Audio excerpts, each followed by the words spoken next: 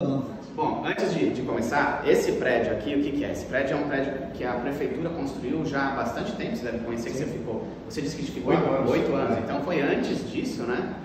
E em algum momento a prefeitura não mais usou o prédio para o fim que ele tinha, que era ser uma escola. E aí começou a dar outros usos para o prédio. Começou com uma base militar, na verdade ela cedeu o prédio inteiro para a Polícia Militar, e a Polícia Militar começou a subceder o prédio. Se bem que tem uma parte aqui, acho que metade do primeiro andar, metade do segundo é o CRAS, e a base da polícia ocupa metade do primeiro andar.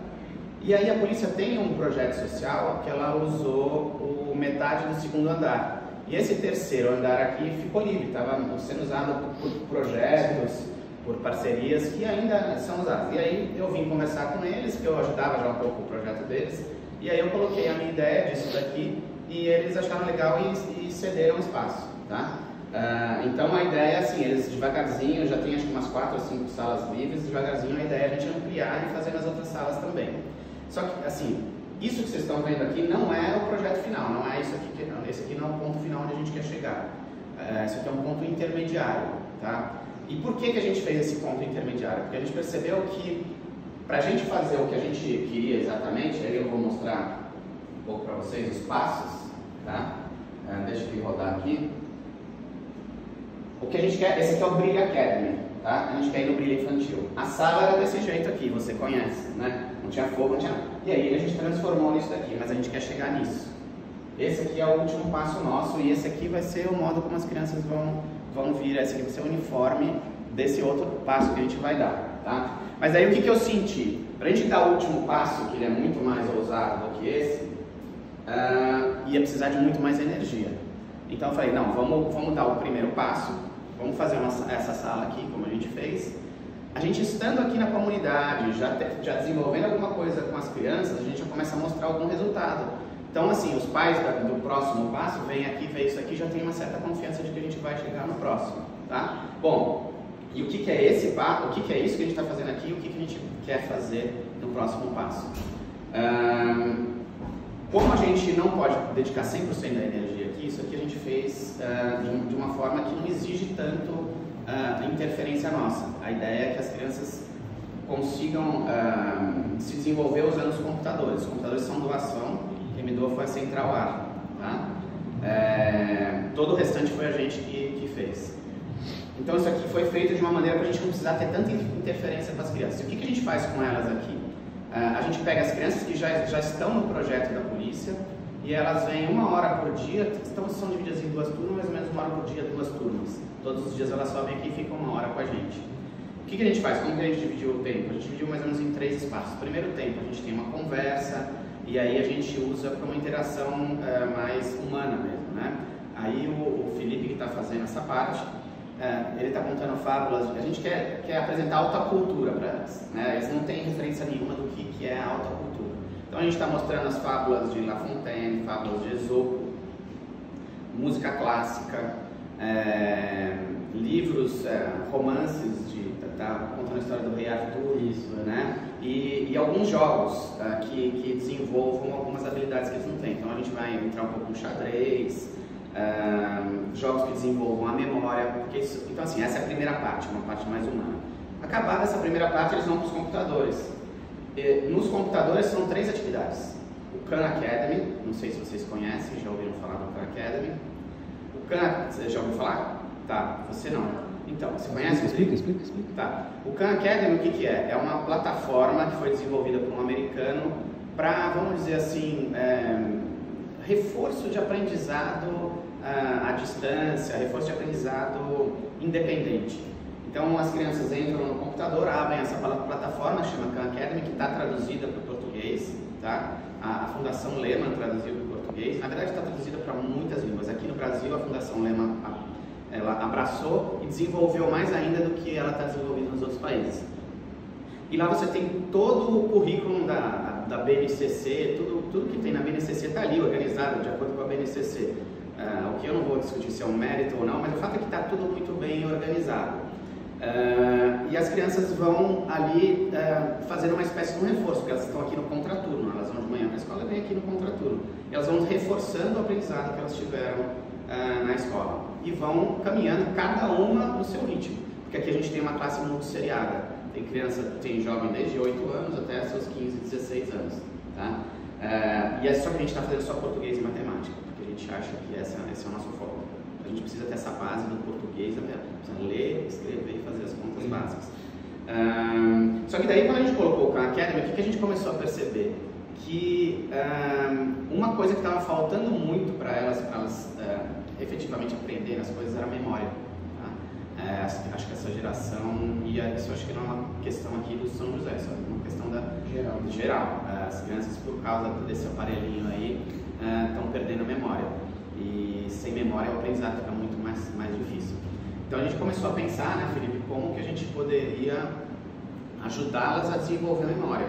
E aí, conversando com outro amigo, o Glauco, e conversando entre nós, o Felipe também acabou por concordar que o aprendizado de uma língua ia ser fundamental para desenvolver a memória. Então a gente colocou também no computador o Duolingo, que eu não sei se todos conhecem, né?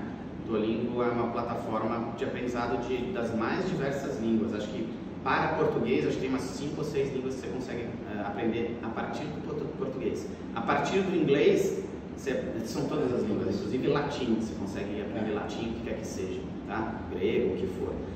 E aí a gente pensou, qual língua, né? Vamos pro usual, para inglês? Não vamos para o inglês. A gente optou para ir pro italiano. Por que o italiano? Porque é uma língua latina. É uma língua que tem semelhanças com o português e a gente acha que isso vai ajudar eles a desenvolver analogias. Qual seria o termo? Quando você pega uma palavra de uma língua e ela tem na outra língua e você consegue fazer uma correlação, Felipe? Seria um nome para isso? Cognatos. Cognatos. Mas o termo certo é esse. Analogia. Bom dia. Bom dia. E aí, então, só para finalizar aqui, o italiano. E com isso, a nossa ideia do italiano é que eles trabalhem a memória e já estão aprendendo uma outra língua. Né? Então, eles já começam a sair na rua aí falando bom pomeriggio, io sono un ragazzo, né? E assim, cara, isso acho que também fica divertido para eles. No futuro, a gente quer até introduzir outras línguas, talvez o francês, que é outra língua latina, para eles irem desenvolvendo mais ainda essas relações cognatas, né? Bom, então, Khan, o Duolingo, só que a gente se deparou com uma outra dificuldade também, que é muita criança com muita dificuldade em leitura. Então, eles sentam no Khan e eles não conseguem fazer o Khan porque não conseguem ler o enunciado da questão, entendeu? Aí a gente falou, bom, precisamos de um terceiro. E aí a gente foi pra cá, criou uma turminha aqui das crianças que estão com mais dificuldade de leitura, num software que chama Grafogame. Grafogame é um joguinho onde as crianças começam a aprender a ler no método fônico, né? E conseguem fazer sozinhos também, independente da gente, e cada um no seu ritmo. Então, basicamente, é isso que a gente está fazendo aqui.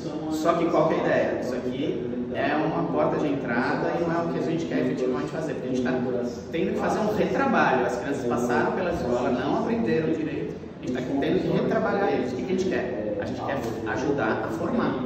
Então, a gente vai pegar as crianças com 6 anos no outro projeto, né? Esse aqui. Aí sim, aí é contraturno integral, mais ou menos o que vocês fazem lá no Duolingo. A criança vai para a escola de manhã, vem para cá à tarde e vai ficar às 4 horas da tarde aprendendo português, matemática. Aí a gente quer desenvolver corpo, mente e alma. Português e matemática para a mente, corpo vamos botar judô e alma, música, tá? Música e talvez um pouco de poesia, essas coisas todas, para formar a criança integralmente, tá? E pegar elas lá com 6 anos, no ano anterior ao início da alfabetização, e levar ela até lá nos 10 anos. O que a gente quer? Quando ela chegar lá com os 10 anos, a gente quer que ela saiba ler, escrever e fazer contas exatamente da mesma forma que qualquer criança de qualquer escola, tá? E aí por que a gente para aí? Porque aí a pessoa ganhou independência. A partir daí, ela já não depende muito de condições externas. externas. A escola pode ser boa, pode ser ruim. Se ela quiser, ela aprende. Ainda mais com tudo que está disponível aí. 3 perguntas.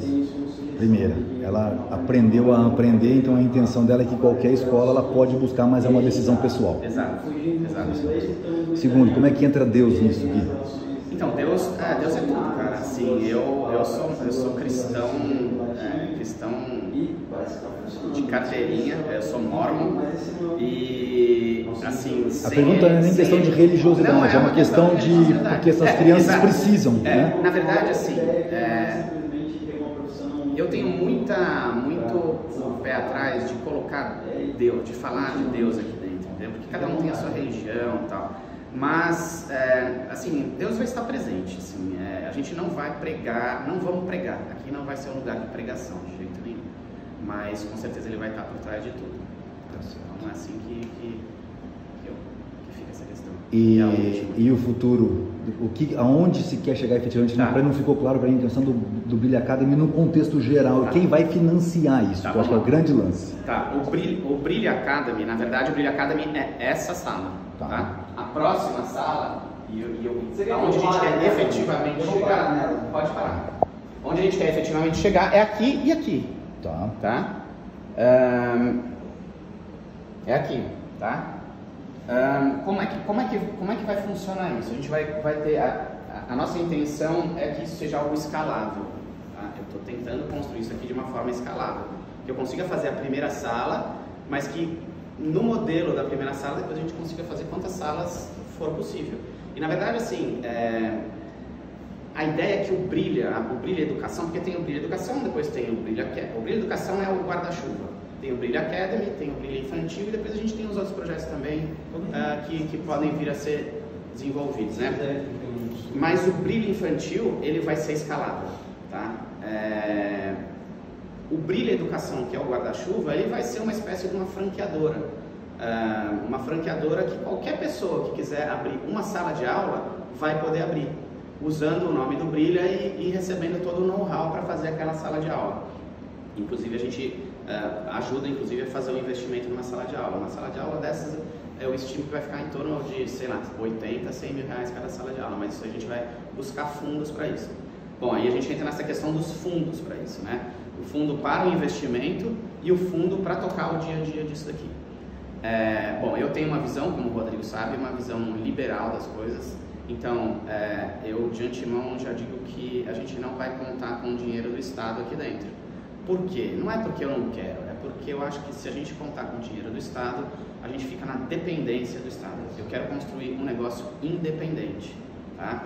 E um negócio que seja, inclusive, independente de mim, tá? Isso aqui não vai ser meu, isso aqui vai ser dos pais pais ou responsáveis que estão custeando isso aqui.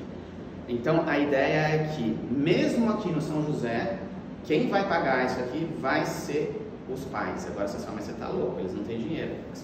Certeza, eu sei que eles não têm dinheiro. E qual que é a nossa aposta? A nossa aposta primeira, a gente tem mais de uma já, porque a gente já tem um plano B. Se o plano A não funciona, a gente tem um plano B e já estão pensando no C também. Qual que é o plano A? Ajudar os pais dessas crianças a pagar o custo daqui. A gente estima mais ou menos que o custo de cada criança aqui no Brilha Infantil, não nesse, no Brilha Infantil, nesse aqui, vai ser de mais ou menos uns R$350 por mês, tá? Qual que é a nossa ideia? Ajudar os pais dessas crianças a desenvolverem uma renda extra. Aí entra a questão do empreendedorismo, uma renda extra para fazer esses R$350 sem afetar a renda minguada que eles já têm, tá? E com isso a gente também vai de alguma forma estar educando esses pais, tá? Então é isso que a gente... E aí fazer o quê? Sei lá, a gente monta uma cozinha industrial, a gente já está em contato com o SESI total apoio pra gente. A gente ainda não sabe como vai ser desenvolvida essa renda extra. Ou seja, no final do dia existe uma andragogia, existe um educar o adulto. No fim do dia sim. Agora, a gente tem um nível de esperança baixa de que isso vai acontecer. Sei lá, em 50 crianças, 25 de manhã, 25 à tarde, talvez 5, 10 pais no máximo façam isso. A gente vai ter que dar uma forcinha para os outros. Mas assim, é aquela coisa, isso aqui é meio que uma startup, a gente está fazendo um MVP e a gente vai adaptando de acordo com o que a gente vai descobrindo no meio do caminho. E Então, assim, uma cozinha industrial, então vamos fazer uma coxinha, e aí a ideia é a gente usar a marca do projeto para vender, entendeu? A gente põe, ó, isso aqui é um produto Brilha. Você tem uma coxinha no supermercado que não é Brilha, é uma coxinha Brilha, são da mesma qualidade, mesmo preço, pô, por que você não vai comprar isso aqui sabendo que você está financiando o estudo de uma criança, tá? Então a gente tem uma certa confiança de que isso talvez venha pegar. Então esse é o jeito de financiar mensalmente. Uma outra forma, um plano B, que assim, só para você, bom, isso não vai acontecer, é a gente talvez encontrar professores como o Felipe, tá? Depois vocês vão poder conhecer o Felipe. O Felipe, na verdade, ele é mais do que um professor, ele vai ser mais do que um professor de uma sala dessa, tá? O Felipe, ele é um formador de professores. Então, pô, vai ser difícil porque você não vai encontrar professores. Não, a gente vai formar professores também. Esse também é um outro produto da Brilha Educação, tá? A gente vai ter uma formação de professores. Esse professor, ele vai ser o franqueado. Então, a Brilha Educação vai ser a franqueadora e um professor vai ser dono de uma sala de aula. Cada sala de aula Brilha vai ter um dono. Então, esse não vai ser um negócio do Brilha Educação, vai ser do cara. E ele vai tirar aquilo lá também de um empreendedorismo que ele vai fazer. Então, a gente chama esse professor de professor empreendedor, tá? E por que dessa forma? Porque a gente sabe que uma das condições para as crianças aprenderem muito é eles ganharem bem. A gente quer que aqui vão estar os melhores professores de Araçatuba. Por quê? Porque a gente vai fazer uma bela seleção, a gente vai ter um método de excelência e esse professor vai ganhar muito bem, esse professor deve ganhar, a nossa meta é que eles ganhem uns 10 mil reais por mês, trabalhando de manhã e à tarde. 10 mil reais por mês, o que vai dar mais ou menos o dobro, de 2 a 3 vezes mais do que o professor ganha normalmente, tá? Só que esse dinheiro ele vai fazer com as mensalidades que os pais vão pagar, e ele vai administrar isso com todo o know-how do Brilha Infantil, tá? Ele vai faturar lá seus R$ 17.500, R$ 7.500 para pagar as despesas, R$ 10 mil sobra para ele, tá? Bom, então essa é como a gente sustenta. O investimento a gente ainda não sabe muito bem como que a gente vai fazer. A ideia é sempre ficar o mais independente possível. A gente pode, uma das ideias vamos começar a fazer com que os pais comecem a fazer a renda extra um pouco antes, e se a gente tem R$ 17.500 por mês sem ter despesas operacionais, com 3 meses a gente levantou com o dinheiro dos pais metade do valor da coisa, e a outra metade a gente de alguma forma coloca, tá? A gente está pensando nessa proposta. A gente quer fazer o negócio porque a gente quer ouvir os pais, não adianta nada a gente ficar com milhões de coisas na cabeça se a gente não está ouvindo, por isso que a gente veio para cá, porque a gente começa a ouvir os pais. E uma outra forma talvez também encontrar investidores que façam um investimento de R$ 100 mil e dos 17.500 eles tenham, sei lá, 2 mil por mês, que vai dar 2% ao mês. O próprio banco privado deve ter linhas de créditos que possam financiar em uma taxa muito melhor do que qualquer outra pessoa. Exatamente. Então, assim, a ideia é resolver tudo com o poder do mercado, tá? Por quê? Porque aí a classe fica independente, fica totalmente independente, tá? Então, assim, basicamente, acho que era isso. É isso? Felipe, quer acrescentar alguma coisa? Tem um outro modelo, né? Do professor. Fala sobre esse modelo do professor. Super professor. O Guilherme chama isso de super empreendedor, né? Professor super professor. É porque uma ideia que eu tive conversando com os pais é que eles estão num estado tão letárgico, né? Uma situação tão ruim mentalmente, que até mesmo quando você está oferecendo trabalho para ele ganhar o dinheiro, porque a gente fez inclusive parcerias com empresas que ofereceram um certo tipo de trabalho mais informal, né? Que ele poderia fazer a qualquer hora em casa, eles não querem. Então eu pensei, caramba, as crianças vão ficar prejudicadas ainda. Então, e se a gente encontrasse professores que garantissem a sala, professores que topassem esse sacrifício? Então, ao invés de ele dar aula de manhã e de tarde, ele daria aula só à tarde ou só de manhã, e no outro período ele produziria os 17.500 com a ajuda do Brilha, né, da fundação. Então, e eu sou o caso. Então, eu tenho, dentre as habilidades que eu tenho profissionais, eu sou marceneiro, né? Então, a nossa ideia é construir uma marcenaria em que eu use a marca Brilha e eu produzo esse dinheiro no contraturno da aula aqui. Então, eu vou ter uma sala de aula que vai funcionar em um período só, né? Tem esse prejuízo, que eu não vou ter como ter 2 períodos. Mas no outro período eu vou produzir toda a venda para sustentar a sala. Então, isso é uma coisa que já está acontecendo, na verdade. Qual que é a ideia? A gente está testando o modelo, então eu falei só com uma arquiteta. uma arquiteta e algumas pessoas próximas que eu sei que já vão precisar fazer alguma coisa dentro da casa delas. E a ideia é que essa arquiteta nos apresente também para os clientes dela para fazer todos os móveis numa casa nova, por exemplo, com a gente, com a nossa garantia. Então, você tem o marceneiro que não é brilha, você tem o marceneiro brilha. Preço mesmo, qualidade mesmo.